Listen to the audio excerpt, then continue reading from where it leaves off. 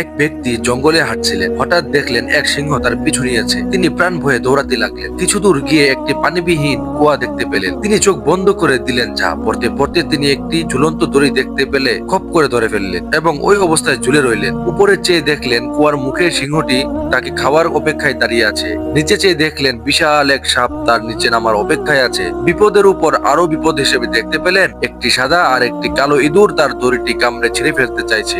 এমন হিমশিম অবস্থায় কি করবেন যখন তিনি বুঝে উঠতে পারছিলেন না, তখন হঠাৎ তার সামনে কুয়ায় লেগে থাকা একটি গাছের মধ্যে মৌচাক দেখতে পেলেন। তিনি কি মনে করে যে সেই মৌচাকের মধুতে আঙ্গুল ডুবিয়ে তার মুখে চাটতে লাগলেন। সেই মধুর মিষ্টতা এতই বেশি ছিল যে তিনি কিছু মুহূর্তের জন্য উপরের গর্জনরত সিংহ, নিচের হা করে থাকা সাপ আর দড়ি কাটা ইঁদুরের কথা ভুলে গেলেন। ফলে তার বিপদ অবশ্যম্ভাবী হয়ে দাঁড়ালো। বন্ধুরা, এই সিংহটি হচ্ছে আমাদের মৃত্যু, যে সর্বক্ষণ আমাদের তাড়িয়ে বেড়াচ্ছে। সেই সাপটি হচ্ছে আমাদের কবর, যা আমাদের অপেক্ষায় আছে। আর দড়িটি হচ্ছে আমাদের জীবন, যাকে আশ্রয় করেই বেঁচে থাকা। সাদা ইঁদুর হলো দিন আর কালো ইঁদুর হলো রাত, যারা প্রতিনিয়ত ধীরে ধীরে আমাদের জীবনের আয়ু কমিয়ে দিয়ে আমাদের মৃত্যুর দিকে নিয়ে যাচ্ছে। আর সেই মৌচাক হলো দুনিয়া, যার সামান্য মিষ্টতা পরখ করে দেখতে গেলেও আমাদের এই চতুর্মুখী বিপদের সম্মুখীন হতে হয়।